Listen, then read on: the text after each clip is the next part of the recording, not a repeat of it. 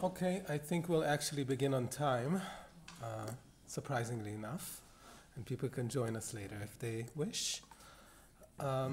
Thank you for coming. It's a pleasure to have you here, and thank you to the authors for coming. My name is Adam Klin-Oron. I'll moderate this evening. I'll begin with a brief introduction, and then we'll move on to an open discussion, which should take about 45 minutes, an hour, and then we can have questions from the audience. But if someone really has something important to say, then raise your hand, and we can do it in the middle as well. Utopia is a word coined by Thomas More 501 years ago, meaning both no place and good place. Over time, it has come to signify the perfect society. And the question is, what dangers and what possibilities does the concept of utopia hold? And is it still a valid concept today? The idea of the perfect world existed, of course, before Thomas More. The Garden of Eden, the Elysian Fields, the Celtic Magmol Islands, but these were created by the gods to reward humanity. Utopia, on the other hand, is thought to be a perfect society created by man himself. It was born during the Enlightenment, when men in the West started to believe in their powers to change the world for the better, and came into full bloom during high modernity, especially the 19th and 20th centuries, when they became sure of these powers, and when the utopian ideal became a strong political vision. The 19th and 20th centuries saw many utopian experiments, from Robert Owen's socialist industrial village of New Harmony to larger political movements, Zionism, for instance, generally, and the Zionist kibbutzim in particular. Certain strands of fascism, especially the Italian kind, were also utopian, and of course the Soviet Union. From the onset, literature played a significant part in thinking about utopia and criticizing it. More's book, Francis Bacon's The New Atlantis, Theodor Herzl's Alt-Neuland, and many more. Quite quickly, though, literature also began warning against the dangers of utopian thinking, about how it crushes the individual in the name of collective ideals. Yevgeny Zamyatin's We, George Orwell's 1984, A.G. Wells' The Time Machine, Margaret Atwood's The Handmaid's Tale, all of these dystopian novels stress that societies striving for perfection are perfectly willing for their citizens to pay with their lives for this ambition. As Bertrand de Jouvenel said, there is tyranny in the womb of every utopia. Oscar Wilde, on the other hand, always the optimist, said that humanity is always landing at utopia. And when humanity lands there, it looks out and, seeing a better country, sets sail. Progress is the realization of utopias. Holding together both these fear and these hopes, the Goethe Institute, alongside the Heinrich Bell Foundation and the Van Leer Jerusalem Institute, have organized a cluster of events focused on utopia and dystopia. An international graphic art exhibition showcasing posters from 35 artists from 20 countries is now on display at the Polonsky Academy building, like 20 meters from here, if you want to see it. An academic workshop will take place in March 2018. And tonight, we are convening with 8 authors from Germany and Israel. Nora Bosong, Emma Braslavsky, Michael Wildenhain, Peter Schneider, Ilana Bernstein, Avivit Mishmari, Boaz, Lavie, and Igal Sarna. 4 of these are sitting with me at this table. I will now introduce them, and then we will move on to a discussion of utopia and dystopia in literature and life. The other 4 will be sitting at the table with Thomas. I'm not sure if it's a table or a bar or whatever, at the Zusammen Bar at Tel Aviv tomorrow at 7:30. So, to begin. Nora Bosong has published poems and novels, including Weber's Protocol and Summer Before the Walls. She has won prizes such as the Art Prize of the Academy of Arts in Berlin and New York Fellowship at the German House. Her novel, 36.9 Degrees, weaves between a story about an academic studying the work of Antonio Gramsci as his life falls apart or shifts, to the story of the life of Gramsci himself, as his life also shifts. Michael Wildenhain writes novels, short stories, poems, theater pieces, and children's books. That's all? You're not? His works include, not exactly, Dreamers of the Absolute and Russian Bread. He won the London Scholarship of the German Literature Fund, the Ernest Villeneuve Prize, and many others. His novel, The Singing of the Sirens, which was long listed for the German Book Prize, is about a literary scholar who recalls his days in the radical left, fighting the neo-Nazis in the 1990s Germany, and is moved through changes in his own life to come back to political activism of a different kind, this time fighting Pegida on a more personal and daily level. Boaz Lavie is an Israeli author, playwright, and director. The Divine, a graphic novel he wrote with illustrators Tomer and Asaf Chanukah, was a New York Times bestseller, won the International Manga Award in Japan, and was nominated for a Hugo Award. The book, inspired by the twins Johnny and Luther To from Myanmar, I'm saying this completely wrong, I'm sure, explores themes of violence and hope in a clash between West and East, technology and magic. It's also very, very beautiful. Later, you'll show some pictures. Avivit Mishmari, an Israeli author, poet, editor, and publisher, wrote The Soul Gets Up in the Middle of the Night. I hope I translated that correctly. Tristan's Corner, not exactly. And The Old Man Lost His Mind. The latter, which won the Ramat Gan Prize, is the only clearly dystopian novel of the four, so you're unique. It describes a civil war that breaks out between the religious and the secular in Israel in the near future, zigzagging between points of view, sharp political observations, tongue-in-cheek narrational tricks, and kind empathy to flawed characters and their flawed political activism. So, I would like to begin with a question for all four of you. As authors, but also as members of a local and global society, what do you think about the concept of creating possibilities through words? What is the author's responsibility or even obligation, if there is one? And does an author or his works even have power? And if so, of what sort? So the possibilities created through words. Who would like to begin? Avivit, please. I would like to begin with the beginning of the Bible. Good point. Because words created the world, as the Bible claims. And as you write along, a world is being created, a building made of... Okay, I'd like to begin and mention the beginning of the Bible, in which the whole world is created out of two words, actually, and out of God's word, and remind the obvious that as you write along as a writer, you start creating a world, you start creating, you start describing it, you create people, characters, and whatever happens to them.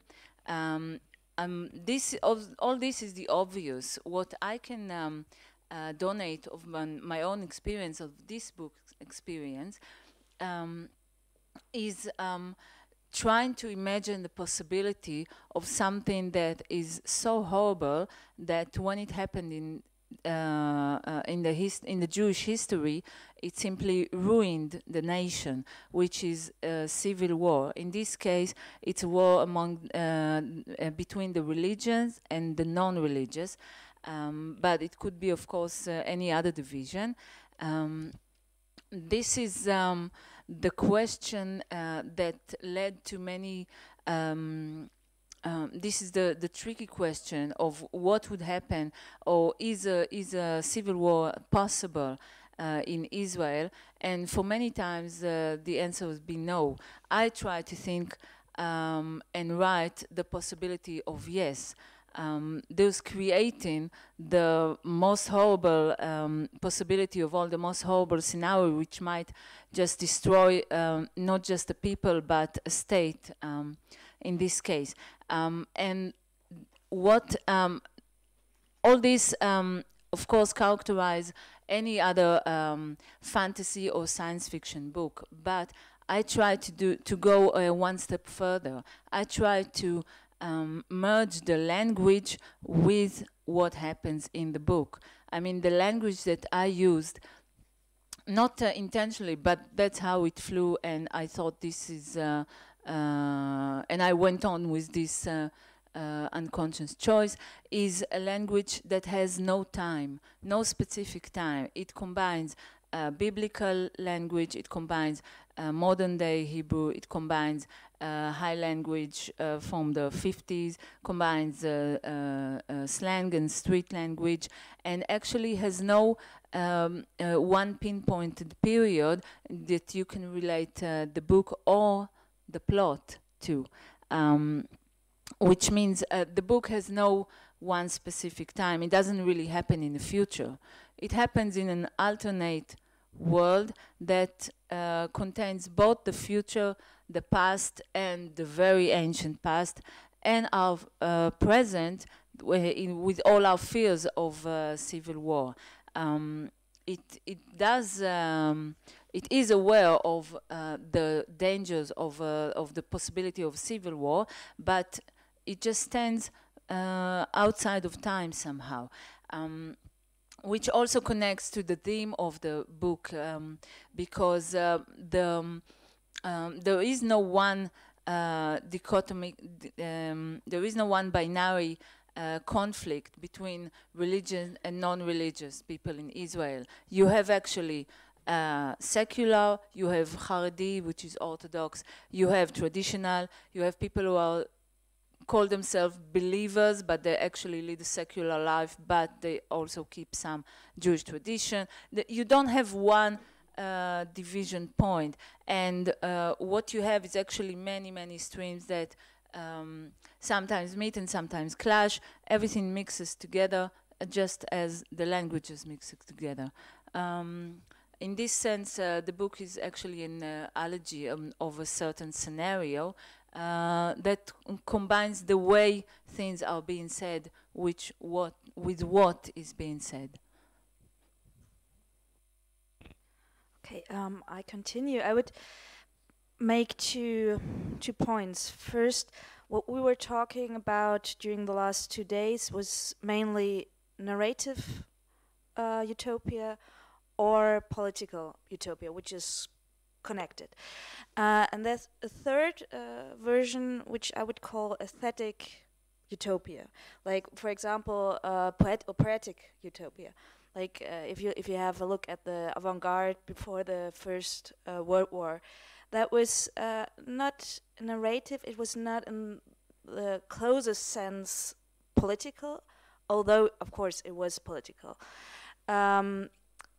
It was also dystopian. If you look at the poetry, it was very dark. It had a very big apocalyptic part in it. And then,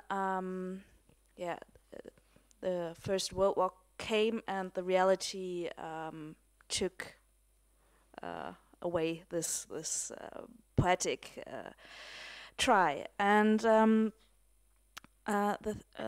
second thing is to get back to the Bible. Since we're in Jerusalem, you can talk a lot about the Bible, but for me, as a German author, there's probably the most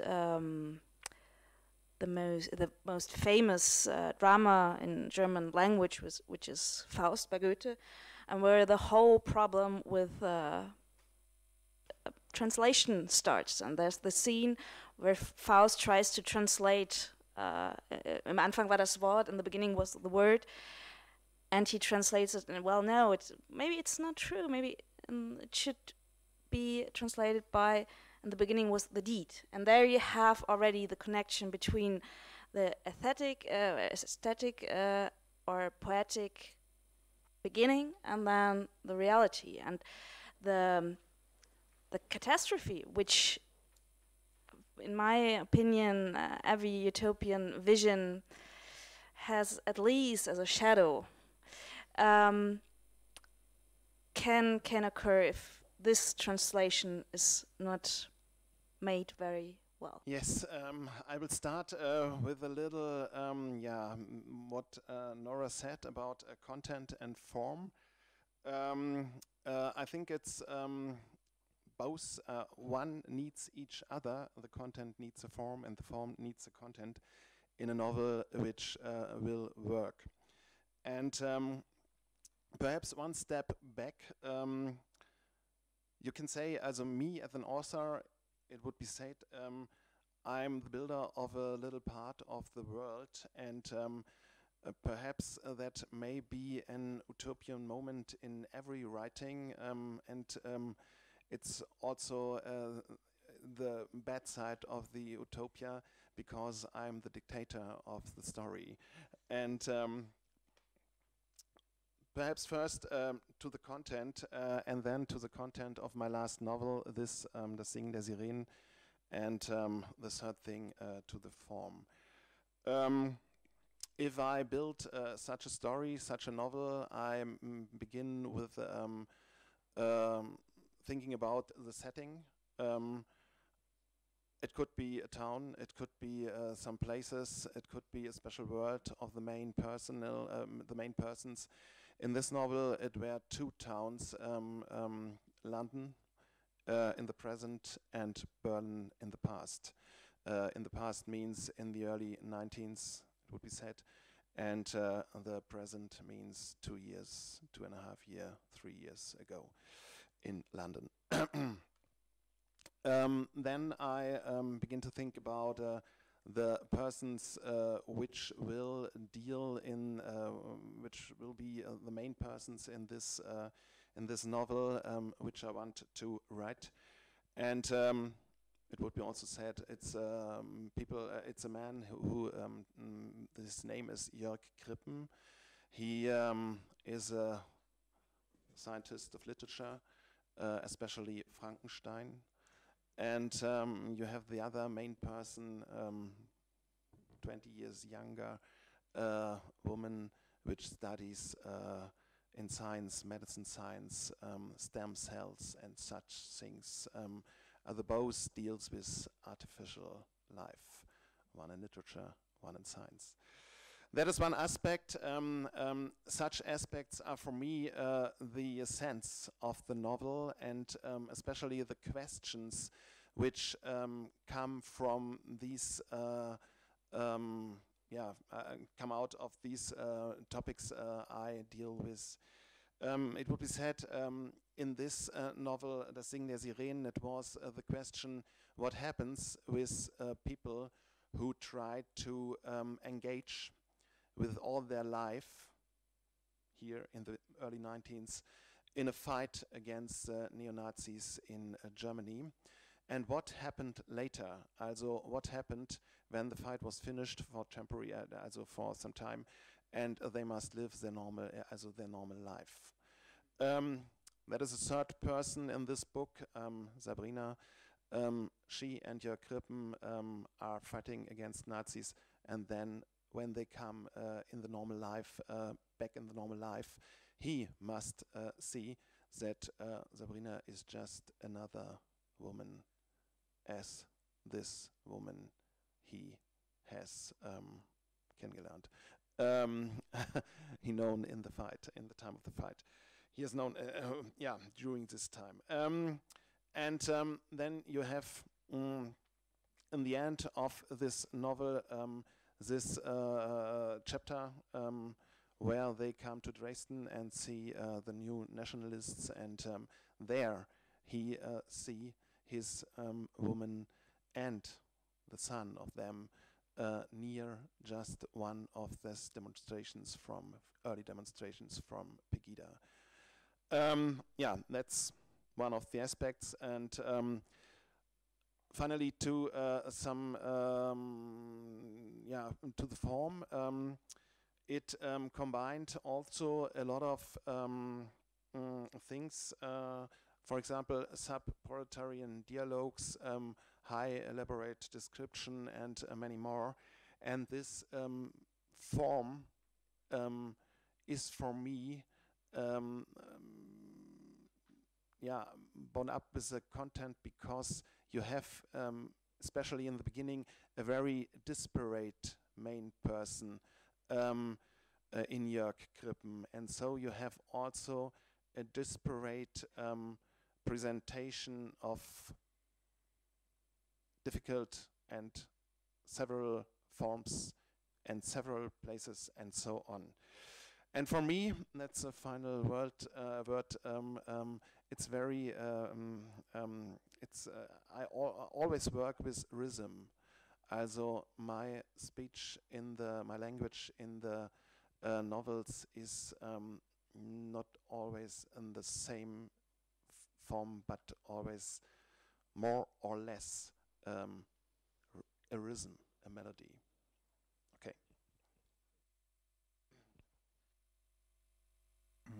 Well, I can answer the question in two different ways.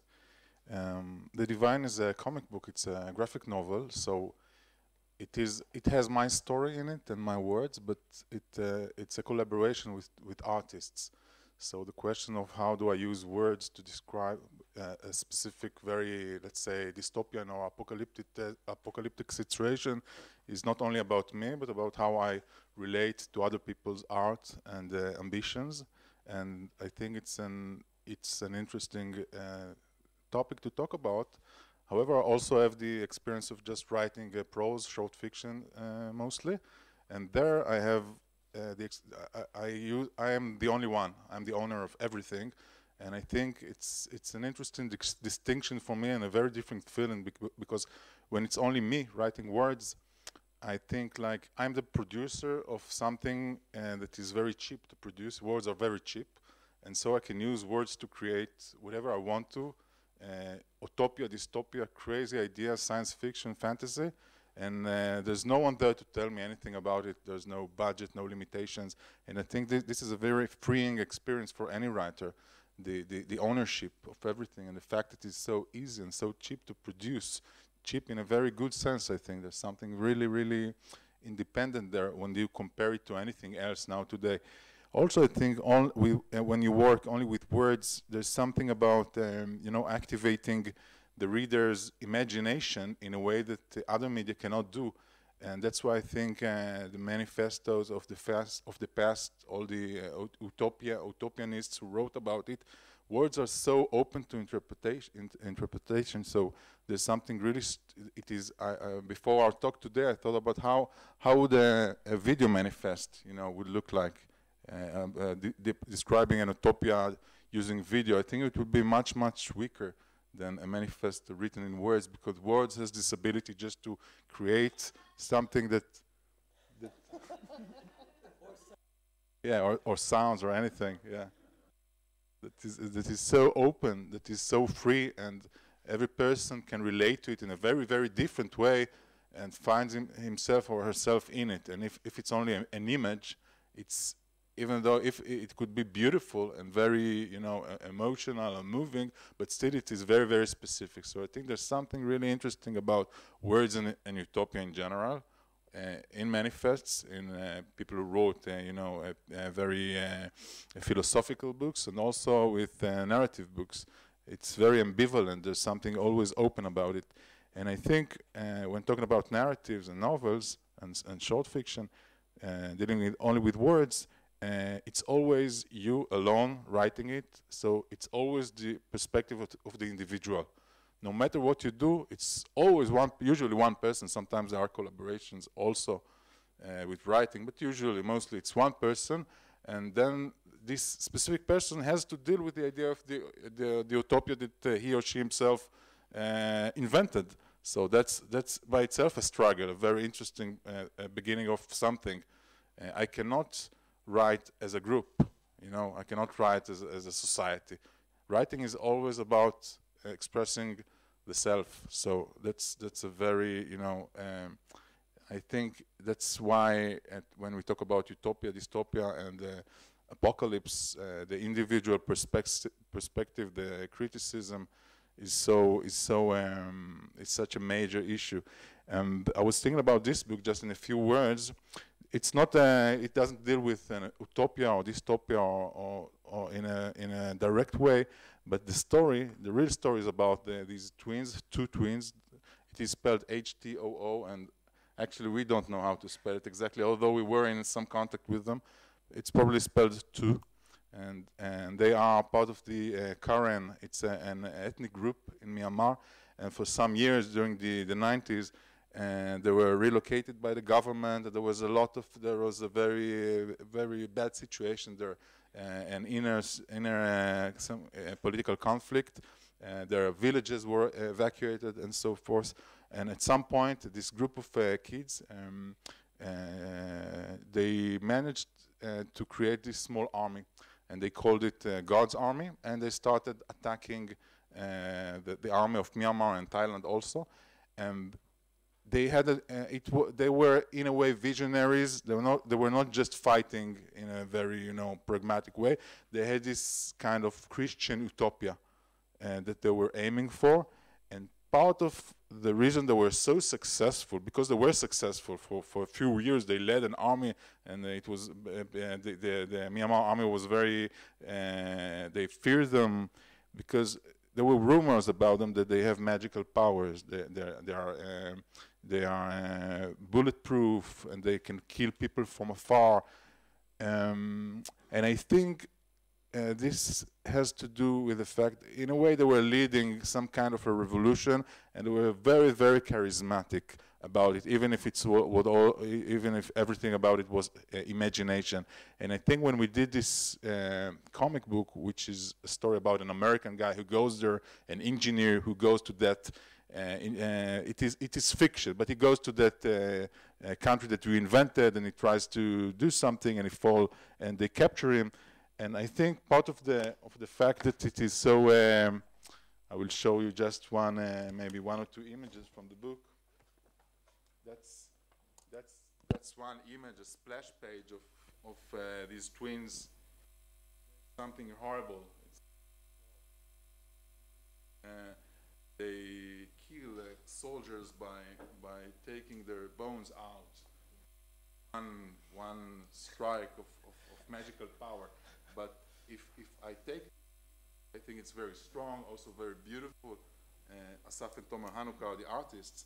I think what is in this image that is, I think, it has some very interesting relation to our topic here. They had these twins had to convince the army that went with them that they are very powerful and that they are capable of making this utopia a reality. And they made it by inventing these imaginary powers that they had. And we, in this book, try to depict these powers as if it was a real thing. And I think this is this was our perspective to look at, I think, visions, utopias, power, I don't know. But how do you convince? And I think images are very, very strong. Words are very, very strong, but they work in very, very different ways. So that's it. Thank you. It's interesting that you talk about the openness of ideas, how this is my phrasing, not yours, but how it can also, you spoke of it for the author, but how it can draw people towards it, how they can find themselves in ideas that are open. But you chose to not to close, but to say that this was actually it. Well, they had to convince of the openness. It's like, and yes, I think it's like, we spoke about it a bit in the seminar, how narratives have to have meaning and be convincing and have good characters and have good stories, while reality is a lot more complex. And what is the role of utopian and dystopian visions within convincing people to see reality in a different way or to try to change it? Yeah, what I have to say relates actually to what Boaz described, but in another way. What you said about trying to show what can't be seen, what is too horrible to look at, trying to find a way of depicting the gore, the violence, the brutality, the unspeakable, the unthinkable idea that children have done all this.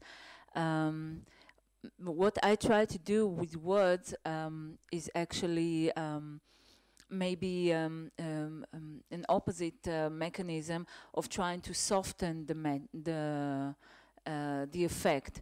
Well, maybe it's not that opposite. Maybe it just goes hand by hand.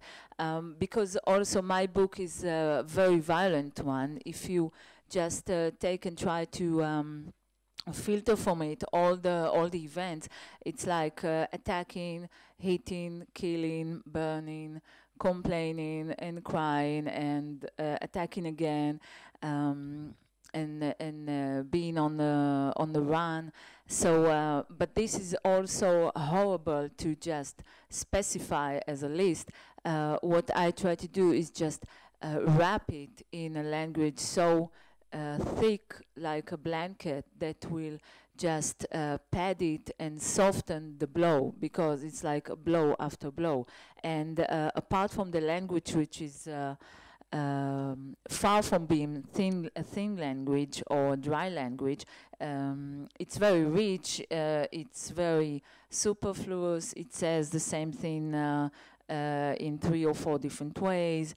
Apart from this wrapping, I also used a mechanism like humor, like little jokes, little language jokes, and also some practical jokes. Funny things happen to the characters, or they have funny associations of stuff that happens to them. I was trying to look for compassion. There's 1 or 2, well, actually 3 characters out of all the book that show compassion to other people, try to heal their wounds, trying to look for some more, for less radical behavior. And actually, if you want to be violent and radical, you cannot have humor, you cannot have softness, you cannot hug, you cannot rap, you cannot soften the blow. You gotta be sharp and immediate and quick. And what I tried to do was transfer or pass the message of this horrible violence, but with all this mechanism just that hold it back a little bit, so that the blow is bearable and the most horrible scenario imaginable is bearable, and you can also laugh while reading it if you want, if it makes you laugh, but at least you identify, you remember the presence of humor, of compassion, and of being, and of moderation. So actually it's a conflict between, again, the what can be said, what should be said, and the way you gotta say it in order to be heard, because otherwise you are left with a list of violent verbs. Just you reminded me of the famous saying that that Jews lost their humor when they became a country. You know, the Jews had a lot of humor, but Zionism was not about humor. Well, should I answer on that? Yes, it was quite funny. No, what is the question I should answer to? Question. It doesn't look like you had something to say. That, just made some notes which not really connect to you, but to some parts that you said about the narrative and the function of the narrative. Going back from Israel to Europe, or looking back, that's what the crisis of the European Union, in my opinion, is, for example, a crisis of a narration.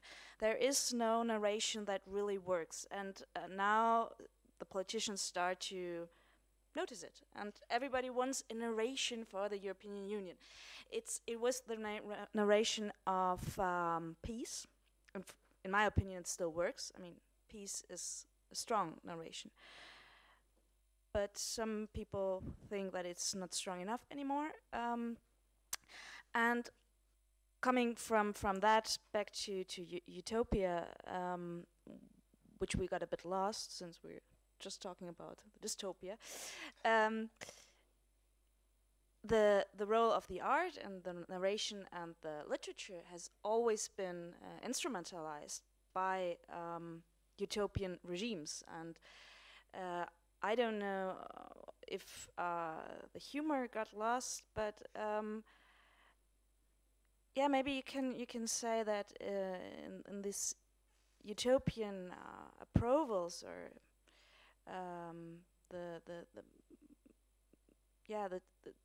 whenever you try to let a utopia come true, it has this dark shadow that can take it or it can leave it, but you have the strange thing that suddenly there's power, and power changes, and that was nothing that was before when it was just an idea. It is something that comes to it.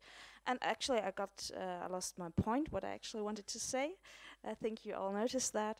The last thing, to get a bit down from the utopian to the more political visions, and again going back to it's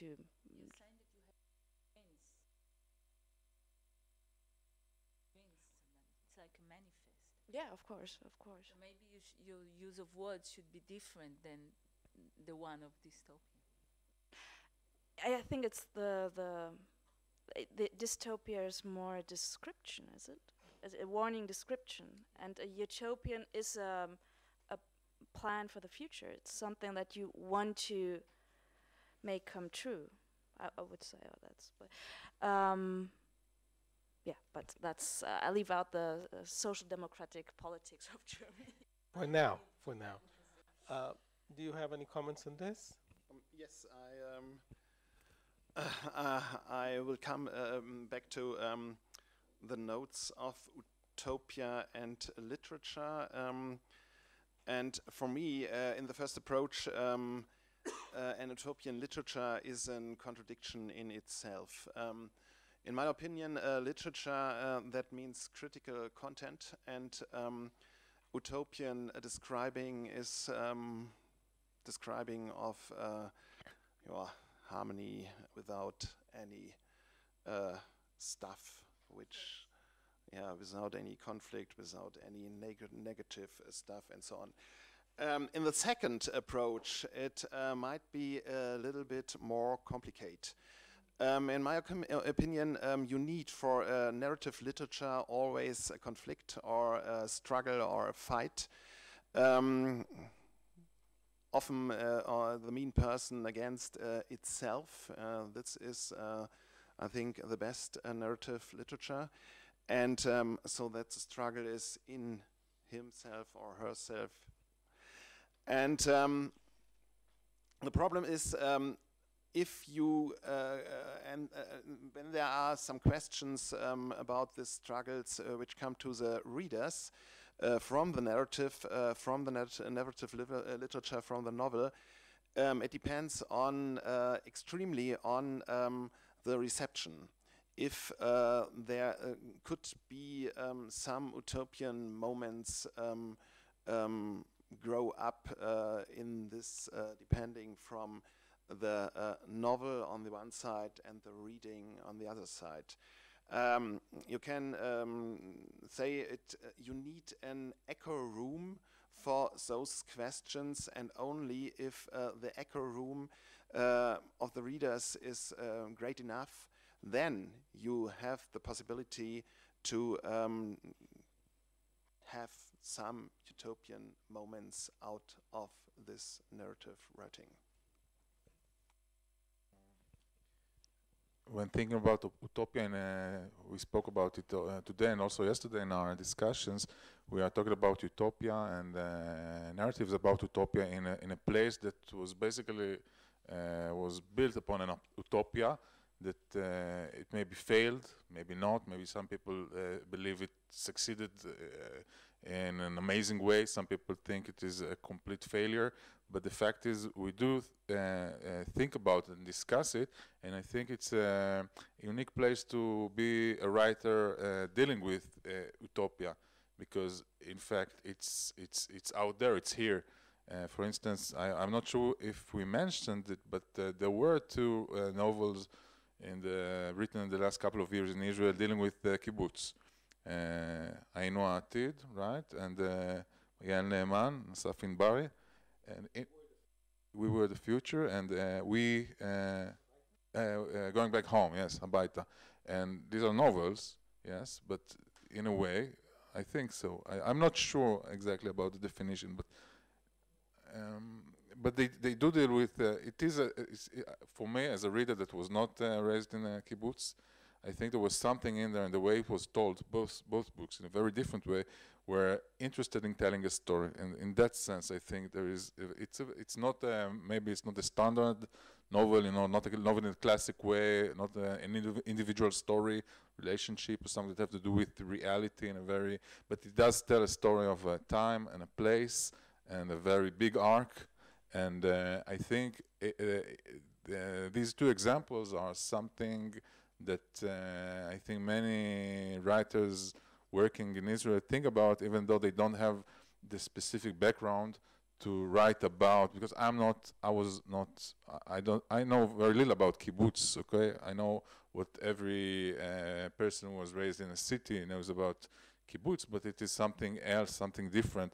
So I read about it, I'm interested in it, but still it's an amazing experience, an example, something that probably failed.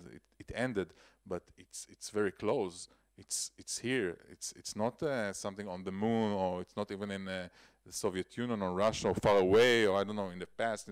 It's very, very nearby. You just cross you drive 5 minutes and you're in a kibbutz here or there, and it's something that I think. In that sense, I think for Israeli, maybe it is more difficult to think, writers, I mean, an artist, to think about Utopia, because it's so close, you know, it's here, it's right here, you cannot just sit in, I think in many other places, in the West at least, I don't know, maybe I'm wrong here, but it's not, the experience is a bit different, so I don't know if there are places in the world that utopian novels are written right now, but for me as an Israeli, it's something that it is almost unimaginable just to write a novel that takes place in an optimistic way, just in a society that succeeded, you know, with its plan to create a new human being, and everything works fine, and there are maybe small conflicts, but the reality is that the vision went through, you know. So that's my point of view, at least. Yeah, I would like to continue what Boaz said about the kibbutz as an example. And the kibbutz was an utopia, like today in the panel, Igal Sarna said that it's probably the only utopia in the world that didn't really cause bloodshed, but whose breaking didn't cause bloodshed. Maybe some wounded souls, but that was the price. But the breaking, the fall of many kibbutzes causes actually to a new wave of literature, which is like the literature of shattered dreams, of broken dreams. People that grew up in a kibbutz and now they want to tell their story to show us that it wasn't that great. To show us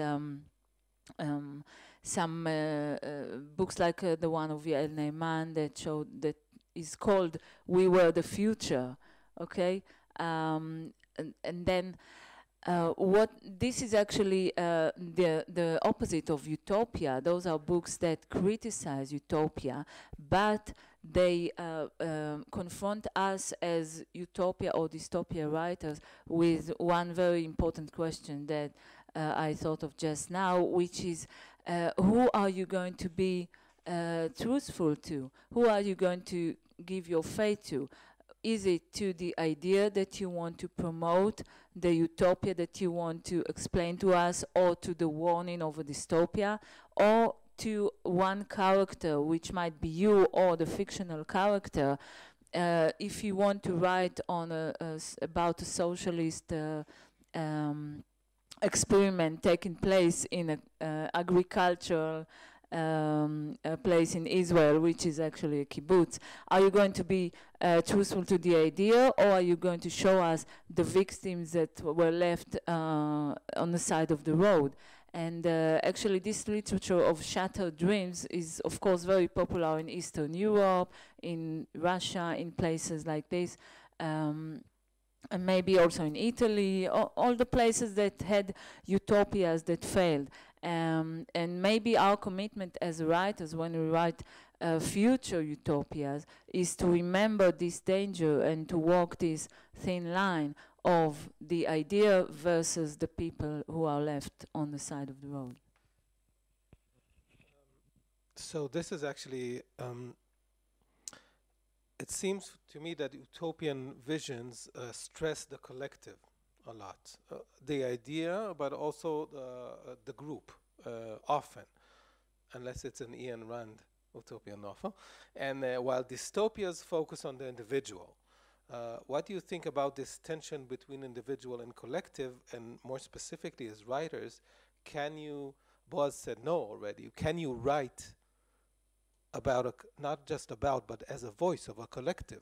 Because once people try to do it, authors try to do it, but is it still a relevant technique, genre, idea in the 21st century literature? Should it come back? What do you think about it? Just want to add that there is an utopian novel that focuses on the individual, and it's Robinson Crusoe, where you have only an individual and you have an utopia. And I just want to, since I didn't, I have also written a book, and the end of the book, which is, it's not a criminal story, so I can read the end of the book. It's no spoiler. It answers quite in some way what you were asking, because it's about Antonio Gramsci, as it was already said, and there was a question of Antonio Gramsci which he really noted sometime in his notebooks or in a letter, I'm not sure about that. And the question is, how is it possible for a person that never loved one single person to love a mass of people? And that is a question he puts out, and that's a question that I put in the center of this novel. That's why I combined the revolutionary and political figure with the love story, which is a authentic love story, but it's very central in this novel. And it's also about the last notebook by Gramsci, which I invented. And in this notebook, this question goes on, and Gramsci, also known as Nora, answers that it is not possible. It is not possible to love the mass if you are not able to love a single person.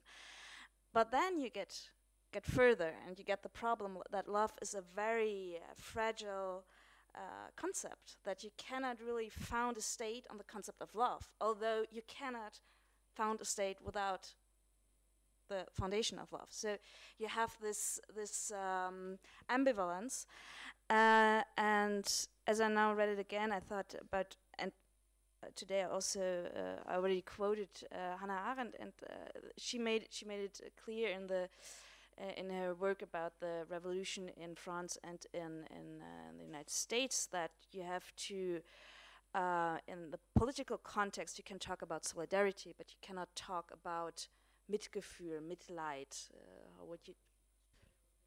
compassion, because that can be abused in the political sense. So probably I would have to answer that this quote I wrote in the name of Gramsci is wrong, and the conclusion is wrong.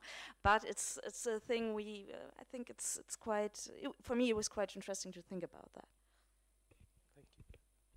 Thank you. Yeah, for me, I'm coming from the radical left, and in my first books, I'm always thinking about the problem, how to write with a collective protagonist. And always in my first books and later on, the question about collective on one side and individual on the other is one of the main questions I deal with in my literature. And my first book has the title, For Example, K. And it's only a letter, and it means he stands for the others too. And in the years when I tried to find literature where the authors are deal with collective protagonist, I find one in Italy. Also not only one, Anna Segers, for example, tried it in her first book. But he writes a story about the late 60s. The name is Nanni Balestrini, and the title is in German, Wir wollen alles, we want all. And he describes the fights in Turin between the workers and the police and so on. And in this book, the interesting aspect in the form is first he writes with me, I, first person singular, and later he writes in first person plural when they come together and the fight take place. And such things for me are very interesting, and I'm always think about the problem, because the novel is a form bürgerlich, bourgeois, yeah, bourgeois, and the collective protagonist is something which, yeah, is a little bit quer dazu, also a little bit desperate. Yeah, proletarian, and it's the problem is that form, bourgeois form, doesn't it makes often no sense with this special form. That's a problem. If I'm not mistaken, the book We Were the Future by Yael Neeman also is written in a plural.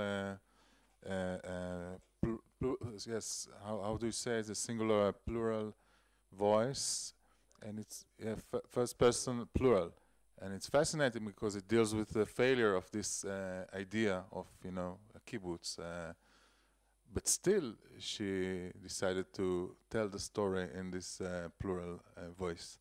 So there's, I think, a fascinating tension there. Yes. Yes, it's not just it's not that the individual tells the story of how bad it was and okay, it failed. Now I'm back to the bourgeoisie. I don't know. It's we are still together, but the idea failed. It was a failure. So I think that's very interesting, something to look into. I'll just mention that in the context of the kibbutz, there's a very good documentary film called "The Children of the Sun." And they made a very interesting choice. It's Ran Tal's movie. He just came out with another movie called The Museum about the Israeli. He's interested in the Israeli collective. But one of the things he does there is that all the footage he uses is footage filmed by kibbutz members, usually the kibbutz secretariat, because members didn't have cameras.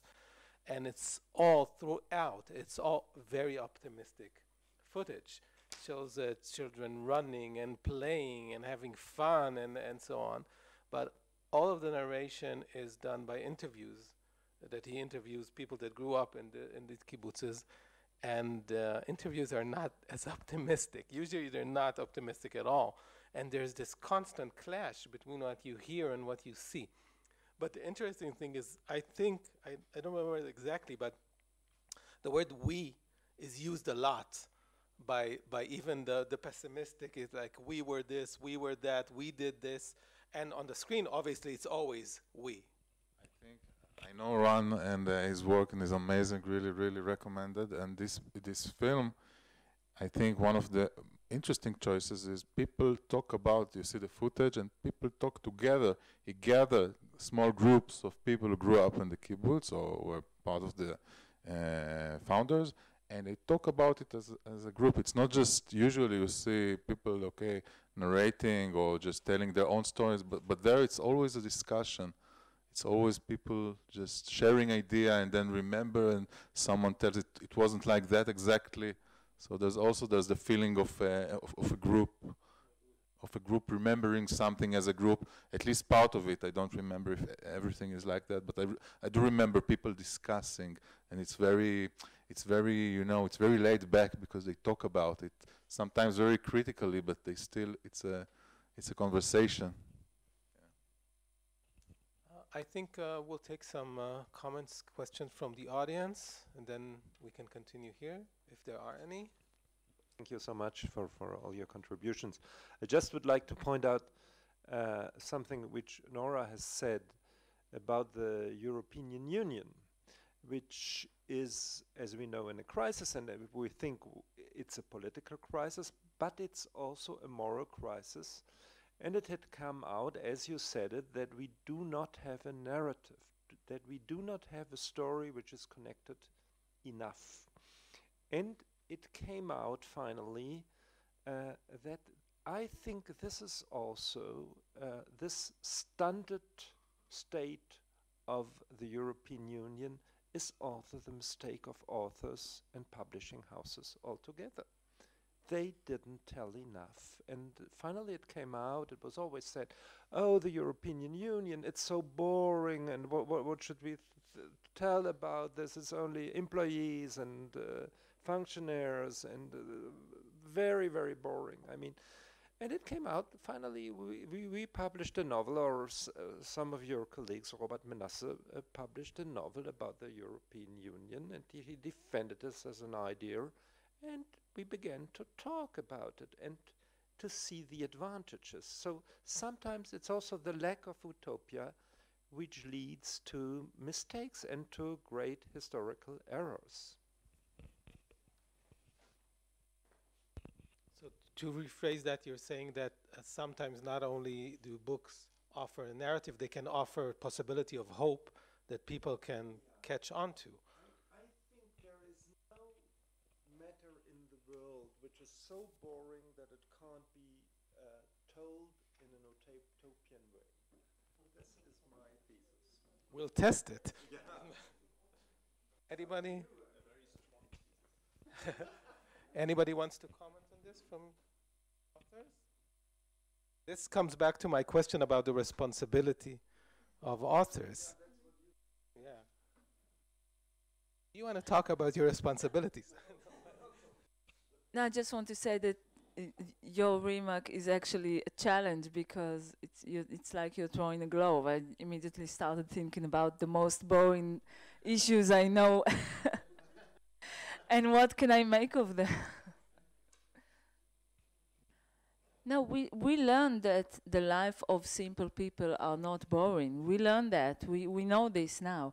I think maybe we should relearn that big ideas can also be exciting. We're quite cynical about big ideas because they failed us time after time, so many of them in the last century. And maybe just writing about one big idea without being cynical is enough of a challenge for us. So I think just a concept that re-emerged, especially in the first day of our discussions, was that, to rephrase it a bit, perfection and static is just, you can't write about it. It's boring. It'll be like a one paragraph book or something like that. But I've known some people that have studied their whole life just to describe religious perfection. You know, think about Kabbalah, for instance, especially in the not new age form of Kabbalah, and people study their whole life just to describe something they see as completely perfect. But let's be very, very, very, very specific about what we mean in that perfection. And the interesting thing about it doesn't make for boring reading. It makes for very, very mystifying reading, but it's not boring. So maybe describing perfection doesn't have it. We think now, after Freud, I think more than anybody else, that that something that is broken is fascinating. And I agree, being, you know, a child of the 20th century, but maybe something that is not flawed is not as boring as we currently think it is. Yeah, I agree. And just to complete that, the idea of the wound that you have to explore and describe and dig in it and scratch it and wound it even deeper until it really bleeds, and then your catharsis is complete. This is probably a modern idea, because I think in earlier times you could just read a poem or a very long novel, and just describe something beautiful, like heaven, like a beautiful landscape, like a journey. Yeah, journey or landscape, or even somebody's house. Now we cannot do it without being cynical about it or critical about it, or hint that he gained his beautiful house by taking somebody else's house. We have to find a political way. This is also after Foucault, actually. You have to find a political problem in it. You have to find the power relations with it. Maybe we just forgot how to just describe beauty and try to carry people away with it.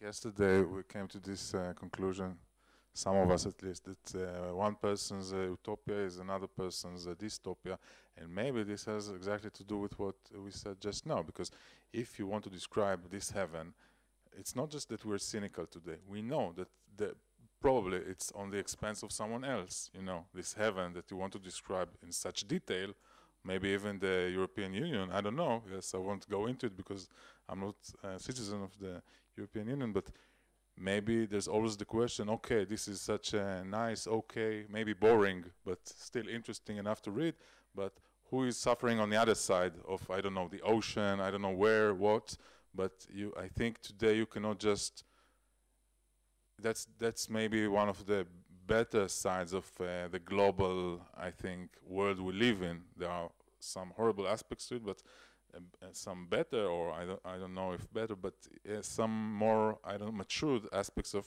living in such a world, that you know that if you open up the, you know, the lens and look around, you will probably find someone else, you know, doing some horrible job somewhere for that person in that very nice area, that some kind of utopia or heaven, enjoys his life in a very nice way, not in a, you know, some hedonistic, but there's someone else, you know, there's the negative of it. And yes, but not just in a specific place, but you, and I think that's part of the, maybe when we talk about responsibility today, maybe it is to look for that other part, you know, when a writer approaches an issue and he wants to write, okay, they live their life in a very beautiful or okay way. What's the other side? Where is it? Where do people suffer, or even animals? I don't know. Yes, there is this quest, there's this mission, maybe even to look and search for the suffering. Someone else from the audience? Yeah. Later I'll look for someone who wasn't in the seminar. Thank you. It's all very fascinating, and thank for everyone here. I wanted to add another layer to the discussion, and to relate to the conflict between literature and political utopia, or our idea of utopia, which we know it is impossible because of the second law of physics, the modern physics, which makes that the amount of disorder will rise with time. So we will never reach a state in which we are in complete utopia. In this time will end. Okay, so that's modernity. That's what modern physics teaches us. So bad news for utopia, but good news for the literature, I think. because time is the main character, I think, in Utopia literature and dystopian literature. And in time you see the conflict. In time you see the agency, which spans across times. So I think that the temporal dimension should be added to any discussion that touches upon the fiction of utopia and the politics of utopia.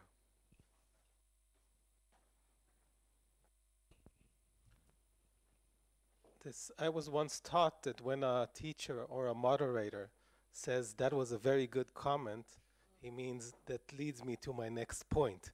So that leads me to my excellent comment, and it leads me to, but I'm not hijacking your comment too much, and that is, I think that in a sense, utopian literature is about the future, but many utopian movements were inspired by the past, not all of them. And I'm wondering, this trio of past, present, and future, how does it play out in your own works? And how do you think it works out within utopian and dystopian literature, in a sense? You can choose either. You don't have to do both. Also in my work, the main problem is to describe something in the present, and it's problematical enough, and it's if I and the other possibility is to describe something or to deal with something in the past, and that's not so complicated because you have the distance to it, and so you can tell about it in a better way, I think. And telling about the future is, in my eyes, not possible. If you tell about the future, then you tell always, then you write always about reality in the present, and it's only a metaphor or something like that. And it's no one knows the future.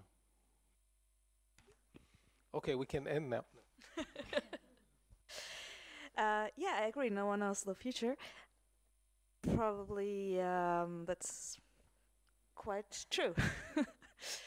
But I would answer it twice, this question. Once for my own work, as I read a lot about the past, looking at the history, because for me, present, I can only understand, but which is quite banal, quite simple. Can only understand the present when I look at the past, and I only have a vision or idea for the possible future if I look at the present understood by the past. So, and in this novel, it is combined by a utopian vision, which looks in the future, which is already past when we read the book. So it's a vision for the future in the 1920s. So you have this time circles very strangely combined. And then, since we already yesterday we talked about Bloch, and I think that he is a very interesting author to look at the layers of these three dimensions. And well, of course, there's this most famous quote about childhood, which we talked about yesterday. Heimat, your home, homeland, whatever, is what shines from the childhood, but was not yet entered by anyone.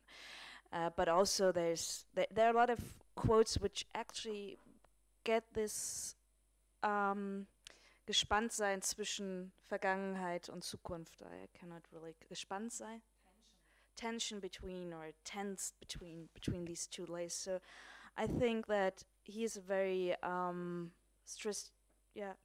he's a very inspiring author to read in this question. You were talking about the time axis, past and future, and I would like to remind all the possible movements that we have, because my basic assumption is that for human beings, reality is not enough. I mean, we need stimulation. We need to feel what is, what can be held on to like this table, but it's also never enough for us. I mean, if we stay too long in a position, we start looking. And where do we look? We look sometimes back, and then we tell ourselves stories about ourselves, and we try to maybe create an utopia which will revive the past, or we look to the future, and it makes us maybe fear, or it makes us stressed, or it makes us feel that we are not ready for it, and then we can write dystopia, or we can write an utopia that is trying to describe a better future that we want to prefer for us.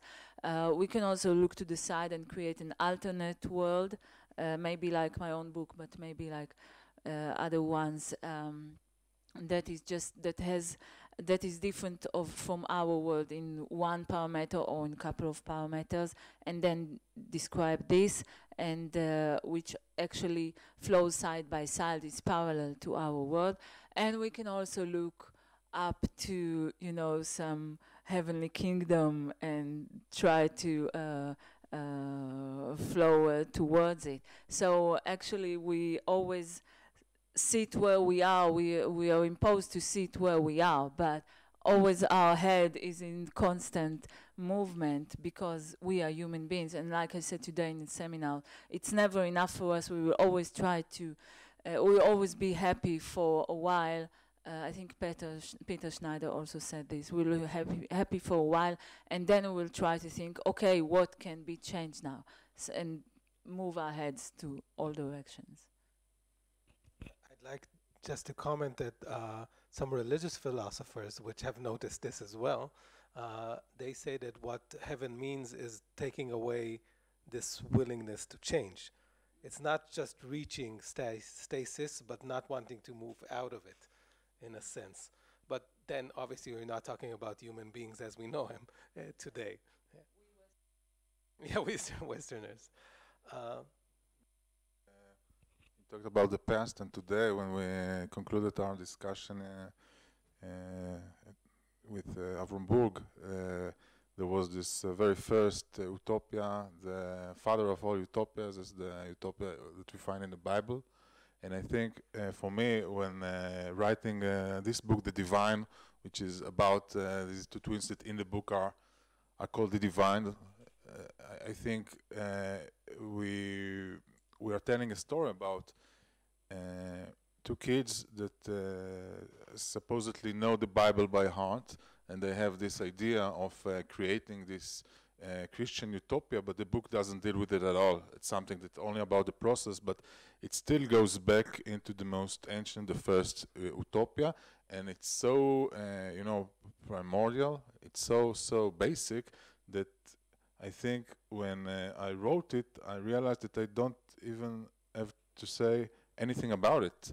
It's so, you know, it's like so everyone knows what it means in a way, and even I read about these twins and the history. There's not a lot of stuff about it, but when you read it, the real twins, I mean, and when you read it, you also realize that they don't know what they're looking for, but you know that they know the Bible by heart, and supposedly they can do all this kind of magic, so they are heading somewhere, and this place is the biblical utopia, heaven, and that's it, and that's a given. It's like something that's like, it's like an X, you know, and you're going there, and I think it's interesting to realize that for readers, you don't have to say anything about it. It's so obvious that there is such a thing, you know, and they lead towards that goal, and that makes sense by itself, and that's very human, I think,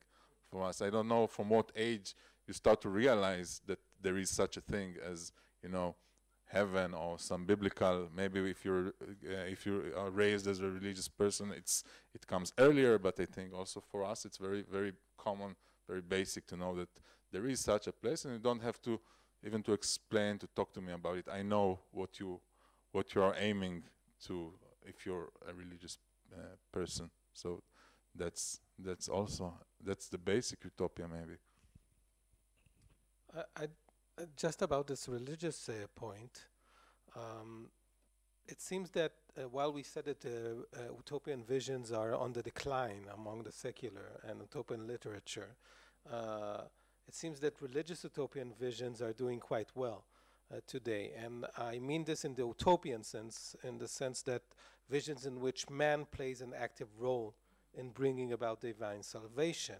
So I'll give several examples which will demonstrate my next point, is that if you think about ISIS, Daesh, this is what they want to achieve. And if you think about the Third Temple movement in Israel, this is what they want to achieve. And if you think about the rapture among evangelicals and certain strands of evangelicals in the United States, this is what they want to achieve. And among the non-religious, these visions tend to inspire mostly fear. And do you think this fear is justified? Does religion have a place in secular utopian visions? Does it have a place in your works, religion or even spirituality, which is a lot vaguer, I know?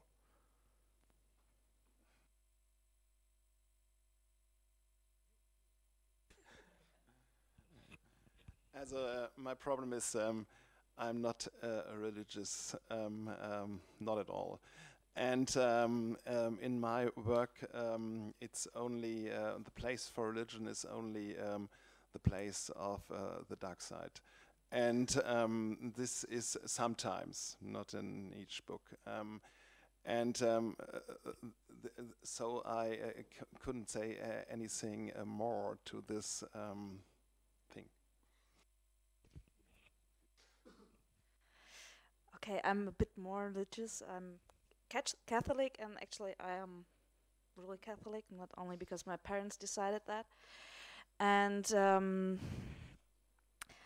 yeah, I think that fear is an instrument that was abused by religion, by politics. Of course, it's a way of gaining power over people. It's a way of verführen, seduce people, and the radical or terrorist part of religious movements. I think that religion, it is not, you cannot say it's by chance it's religion and it could have been something else, but you have to divide between religion and the radical, aggressive, destroying part. And you use, actually I think that the religion is abused by these movements and not that it's a religious movement. That's the division I would make, or the difference I would make. And the religious utopia, I'm not, I don't, you have this Jerusalem syndrome, right? That people charge. It got me.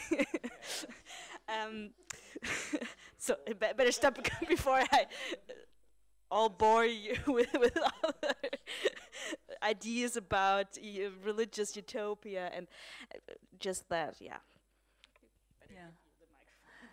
Okay, to your question, the obvious answer would be yes, there is religion in my book because it is about a religious struggle or fight between a few groups, but it might not be that obvious because you have to maybe divide between religion and faith, and which is the relationship of a person with his or her God. And if I'm thinking about what happens in the book now, it's Orthodox hitting seculars and seculars hitting Orthodox, and it's but none of them, they're all defined by their belonging to a certain group.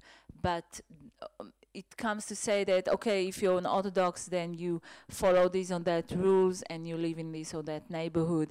But what does it say about, and you behave this or that, but what does it say about your relationship with God, with the world, with other people? And the answer of this book is probably the relationship is the connection is just accidental. It doesn't say anything. If you're secular, if you're religious, it doesn't mean anything about you being violent or moderate or radical or a loving person. And actually, the only character here that tries to help and really helps a secular guy that got hurt is a guy who is actually on the borderline between religious and traditional, but he's the only one that really helps and talks to God. And these two parameters come together in the book, being a person, a compassionate person, a helping person, and having a personal relationship with God rather than belonging to a certain religious stream, which means actually nothing. To your question about the last part of your question about the spiritual potential of spiritual utopia, well, I think I'm really interested in this actually, issue or subject, also personally, but I think all intellectually.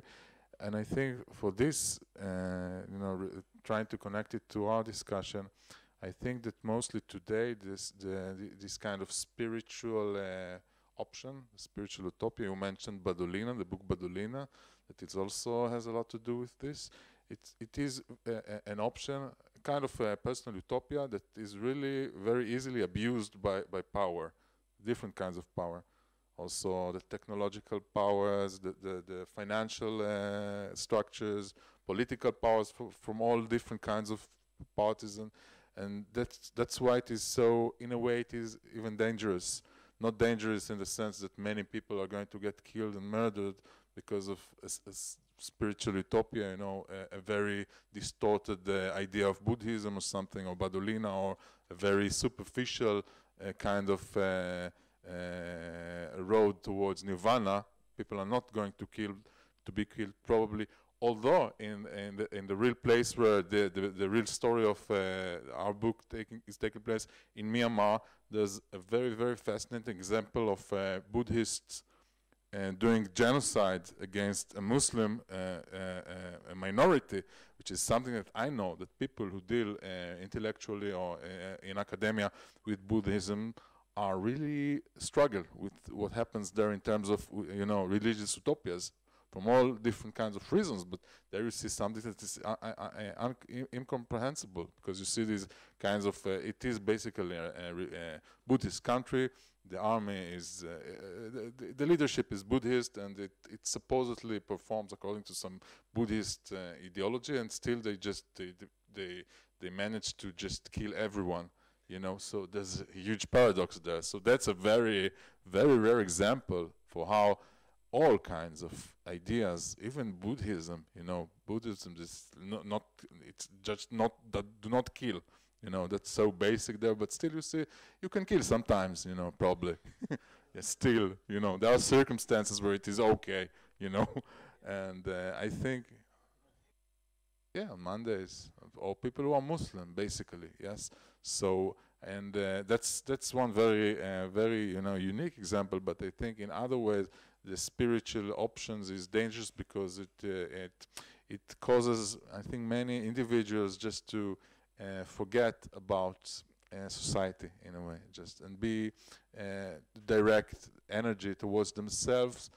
Sometimes in a way that is really, I think, there is something. Maybe it's a different discussion, but there's something really. It's about separation, I think, and not about a common goal. And there is it creates some kind of weakness, I think, as a bottom line. But okay, that's probably another discussion. I'll just move to the flip side of this, and we'll finish with that. And while I think one of the utopian, we spoke about this in our discussions, an utopian visions, a vision that many secular people still believe in, is salvation through technology. If not now, then in the future, and various kinds of technology. Briefly, how do you think technology impacts your own works? the way you do research, the way you communicate with your audience, the way you write. And has this impact been a movement towards utopia or dystopia for you? And I think we'll stop there. Okay, you're asking technically beyond just using a word processor, yeah? And no, ideologically, okay, I have one digital book that came out, so this is a partial answer. But I think, of course, research has gone a very long way ever since we have Google, ever since we have so all kind of archives on the net. We have old newspapers. We have even Google Earth and Google Maps. You can check out a location before you even visit it. I myself, I did use it in this book and other books, but not as a substitute of being in the actual location. I mean, I actually went to Jerusalem. Here there's a certain spot in Jerusalem that happens between a technology park, technology hub, and an Orthodox neighborhood. Just happens in the middle, in the valley between them. There's an actual little valley. I went there, and somebody that lives in Jerusalem and really knows the area and was advising about building it showed me around, an architect. I really walked there and tried to smell the place and to get the feel of it. But then when I sat down at my desk and was trying further to write, then I had to come back to it, to photos I've taken or to Google Earth that showed it to me. The same was in another book that showed, that was describing a tiny, somebody living in a tiny shed near a tower. I had to come back to it. It makes us a bit lazy as writers, maybe, but it also gives us richer possibilities. It's always the same. It is two-faced. If you ask how it impacts the content, did you also ask this? I think this is not specific for utopias or dystopias, but you cannot anymore write a story in which somebody doesn't have any connection whatsoever with another person for few days, unless the other person is like dead or jumped in the ocean or something, because you can locate almost anyone, anywhere, or try to find out if you call the police or something, but you always have ways to locate people. Whereas this is a bit actually too bad, because losing contact or having misunderstandings, this is a very strong plot engine. It drove so many plots. Not understanding, getting the wrong message, having the letter sent elsewhere, which is now is like, did you get my email? Okay, did you see my WhatsApp message? I know because I see the little blue lines. That's it, no story. It kills the story. It kills the problem. So if the problem is lack of communication. So we cannot write without being aware of it.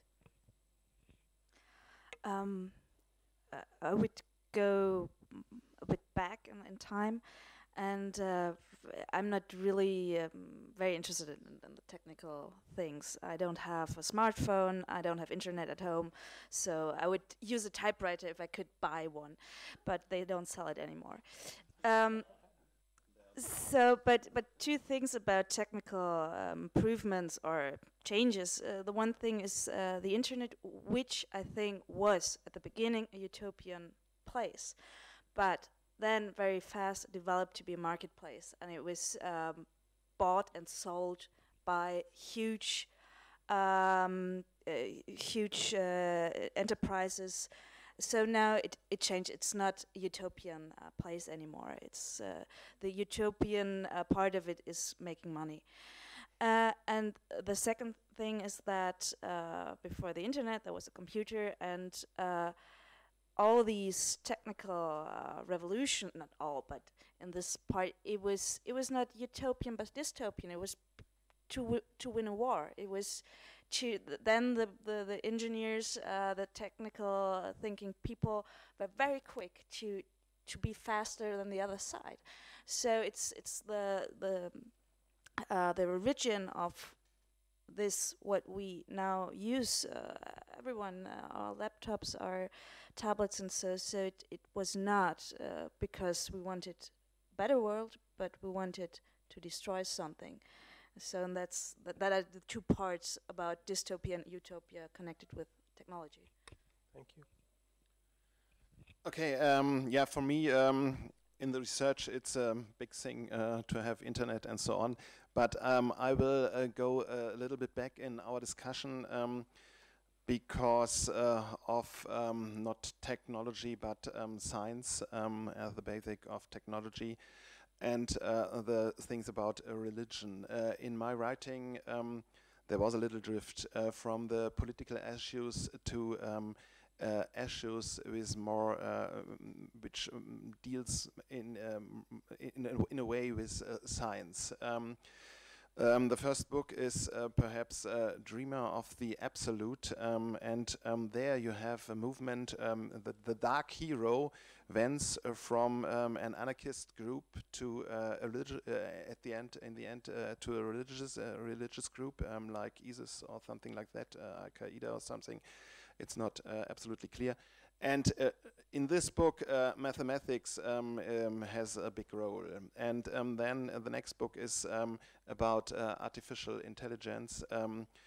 One aspect in this book is only artificial intelligence. And in the last, I told it, it's about Frankenstein on the one side and stem cells on the other side. And for me, the reason is that Aufklärung.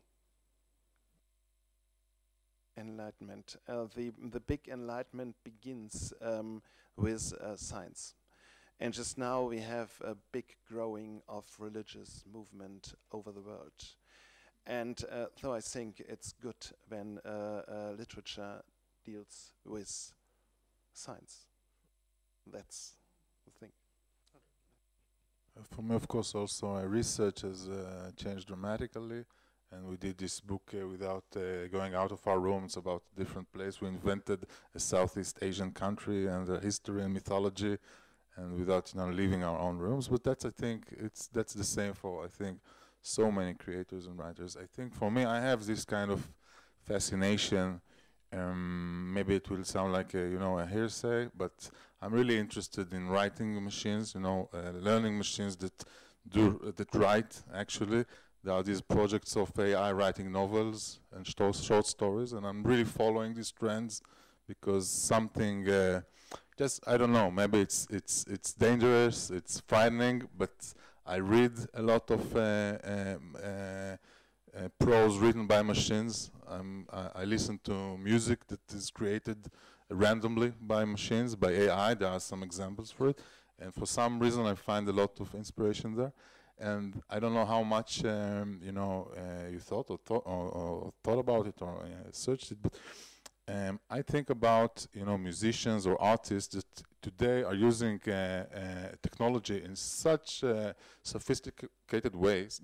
I work with artists that basically do everything they do on computers, everything, from scratch to the final results. Now, I think for us writers, we almost have, we use, word processors and we do research in Google, but I'm thinking about ideas, maybe it's very early stage because I talk to it with people who deal with technology, and I know it's very early, but why not, because, when you're a musician, you can just synthesize, you can create sounds, you can mix, you can take 12 different musical instruments and create some instrument of your own. And I'm thinking, why can't I, as a writer, take the voices of 10 different writers from different times and create this kind of voice, okay?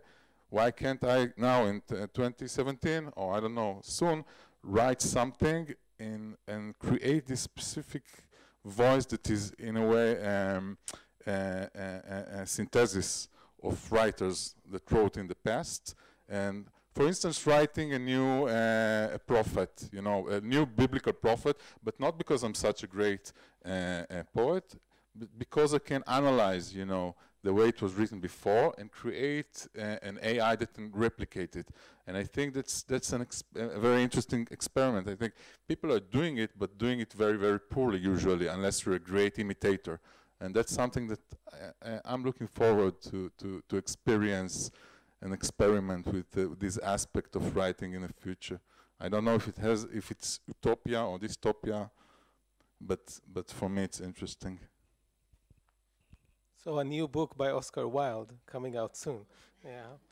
Okay, I think we've moved from poetic utopias to political utopias to artificial utopias. And I think this arrow pointing somewhere in the future but being very indeterminate is a good place to stop. So I'd like to thank the authors. Thank you very much. Avivit, Noah, Michael, and Boaz. And again tomorrow at 7:30 with Thomas at Zusammen Bar at Tel Aviv. 7, not 30. Don't be there late, you'll miss the drinks. And thank you for joining us and have a good evening.